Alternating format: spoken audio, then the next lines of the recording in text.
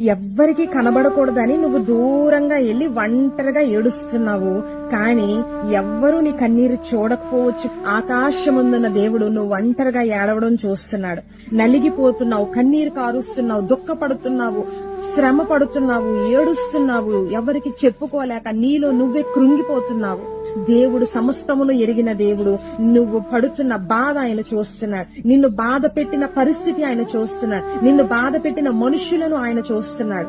అయితే ఈ రోజు దేవుడు అంటున్నాడు, ఇదిగో ఈ దుఃఖ దినములన్నీ నేను సమాప్త పరుస్తాను అని దేవుడు నీకు వాగ్దానం ఇస్తున్నాడు. అంటే సమాప్త పరుస్తున్నాడు. ఇక ముందున్న దినాలన్నీ కూడా నువ్వు సంతోషించబోతున్నావు, నువ్వు ఆనందించబోతున్నావు, నువ్వు ఉల్లసించబోతున్నావు. దేవుడు అట్టి కృపను నీకు ఇవ్వాలని ఆశపడుతున్నాడు. ఈ దేవుడు ఎవరో తెలుసా? కన్నీటిని దాటిపోయే దేవుడు కాదు.